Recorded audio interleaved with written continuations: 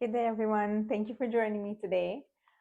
Today, I want to continue to talk about pain bodies, our traumas, our emotions that are keeping us trapped on a certain level of awareness, a certain level of consciousness, a vibration, if you will.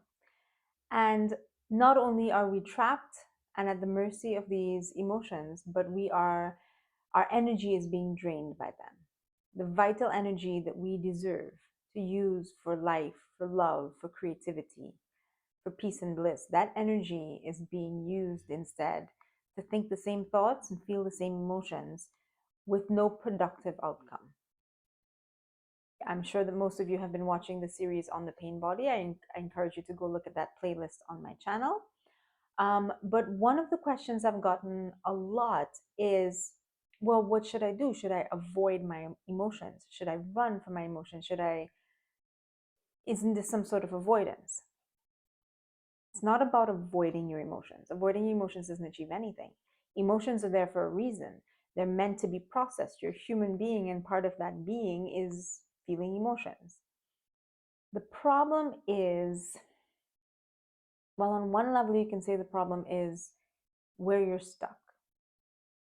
You're unconsciously consuming a stream of thoughts, and therefore you are unconsciously going through a stream of emotions. Your thoughts are generating emotions, and your thoughts are on a loop, and your emotions are on a loop. And you don't even know who is sending you these thoughts and who is sending you these emotions. Most of the time, you don't know that you're thinking them or feeling them. And when you do realize that you're thinking or feeling them, can you stop? Have you ever tried to make your mind stop and just like, I can't, somebody make it stop for me, right? So that is really the operational core of what's wrong with you, what is causing all of this separation. But what is really, really wrong, like at the root of it, is that you have forgotten who you are. The real problem here is a case of mistaken identity. When pain occurred, the multiple times that pain occurred to you, but let's just pretend it's one time. You were a beautiful, pure being, you're spirit, you're connected to all of spirit, because spirit is not a modular concept. There's not spirit, spirit, spirit, spirit. There's just spirit. There's just consciousness. There's just energy. And you understood this to be your being. You understood that you were vast, that you were boundless, that you were capable. You were content. You were at peace. You felt love. You were open to experiencing love. And then pain occurred. Pain in your childhood, pain in your youth, pain in your marriage, pain, pain, pain, betrayal. Anything that distracted you from the knowledge of what you are. Anything that made you feel not infinite. Anything that made you feel small and separate. Anything that made you forget love and made you glimpse hate. Anything that made you forget that you are abundant and that everything, the energy of everythingness flows through you. Everything that made you forget that and made you feel scarcity or lack or fear. Everything that made you forget that you are eternal and made you focus on the fact that no, I'm fragile. I'm finite. I could die. I am vulnerable. I'm exposed. When pain occurs, it causes you to forget to place your awareness on what you already are. I really hope you're following this. What you have become engrossed in, like sometimes, like you're watching TV maybe, and this commercial comes on, and you're getting right into it, and you're like, why am I getting into this weird narrative story thing that's on this TV? Why did I just get sucked into it? You have become engrossed in a story that says you are not good enough, you are vulnerable, you are exposed, you are hated, you are hateful. Whatever that narrative is has become your identity. You have become solitary, finite, human being alone against the entire world that is full of pain, hate, anger, judgment, and violence. And that's just not true. I know that if you are actually there, you're probably not believing me. But let me tell you from my experience, and I am not belittling pain, abuse, just horrific things that happen in this world. I have been through so many of that. And I have close friends and family members that have been through all of that. I acknowledge that the world has horrible experiences in it. But you are not a horrible person, and you are not alone against all of this. You are not incapable of dealing with these things. You're not unworthy of receiving love. All of these falsehoods come with the pain that you're carrying. And the reason, so I really, really love the metaphor that says a bird sitting on a branch is not afraid of the branch breaking, not because it is sure that the branch won't break, but because it remembers that it can fly. And that's what's happening here. The initial pain, the initial trauma that happened to you, and really there should be an S at the end of the word pains, traumas, the multiple times when you were made to forget that you are divine and that you are one with divinity, that spirit and you are two expressions of the same thing. When that happened to you, you forgot that you could fly and you became obsessed with what if this branch breaks? What if this branch breaks? That person is going to break this branch. I think I heard a creak. This branch doesn't look very strong. Oh my God, that floor is so far away. I'm going to fall. I'm going to die. I'm going to fall. I'm going to die. And that is the problem with the pain bodies. That's the problem with the thought stream, the negative thought streams that generates the negative emotions. Nobody is saying to walk around the world going, la, la, la, la, la, everything is fine, I am happy, I am not freaking out. That's not what it's about. Experience your emotions, let them pass through you. Recognize that there's something that is occurring in your space, but recognize that the person it is occurring to is undamageable. I know that is hard to grasp, especially when you have been hurt. Let's use the metaphor of a sky. Try to, right now, wherever you are, whether you're indoors or outdoors, whether you can see the sky or not, try to tell me where the sky ends. The sky does not end. The sky has no boundary to it. And also, try to hurt the sky. Try to hurt the sky. Imagine the biggest, darkest, most viciously violent storm you have ever seen or witnessed or heard of. A great big hurricane, tornado, whatever occurs in that sky. When it is done, and it will end, the sky is just fine. That's the healing right there. It's not about the sky going, what storm? What storm? There's no storm. There's no storm. I see no clouds. It's not about that. It's about you saying, okay, something is happening. Anger, pain, hurt, grief. But I am that space behind all of that in which it is occurring. I am the one who observes a cloud come and watches it go. I am the eternalness that is longer lived than any cloud. I am the one who is here, peaceful, still, vast, open, and blue before a cloud showed up. And I will be here when the cloud leaves. I will sit here and I will allow the cloud to do what it does. It gets bigger and darker, and it erupts and lightning and rain. And okay, it did what it did, but now it is gone. And I remain untouched by it. It was an experience in my space. So that is the true essence of what we're trying to get at with the power of now, with the pain bodies. We're saying first, recognize that your existence, your experience on this earth, which is what you can call your life with a small L. Your life is the experience of this world. What you feel, what happens to your emotions and your energies and your consciousness at any given moment, you add it all up together, that is your life.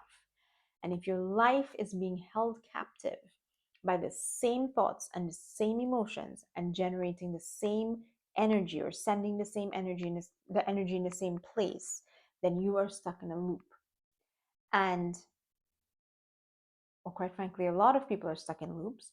But if you're here, it's because you're tired of it. You are one, aware of the loop. That is a huge, huge level to even be aware of the loops. And then you are sick of the loop. You're tired of it and you want to get out of it. And the only way to get out of it is to process that energy that just and wants to find its fulfillment. That energy either wants to keep feeding and going dormant and keep feeding and going dormant, or it wants to come to an end. And you have to allow it. You have to hold it like that and say, go ahead. Just go ahead. Are you done yet? Are you done yet? Are you done yet? And when it's done, it's done. And then you let it go away and out of your space because it has been completed. And the only way you can do that is to hold the space of what I like to call the sky. I am the sky, and this cloud is having a fit right now. And okay, I saw the cloud. I know where the pieces of the cloud came from. I watched it assemble. I watched it go through what it had to go through. I held the space for it to go through what it had to go through. The storm is done. It has dissipated. It is gone. And the only way to do that is to be comfortable being the sky. And it is a testament of what pain has done to us that the sky needs to be reminded, my dear, you're the sky. It's okay. Clouds are not you, they're the sky.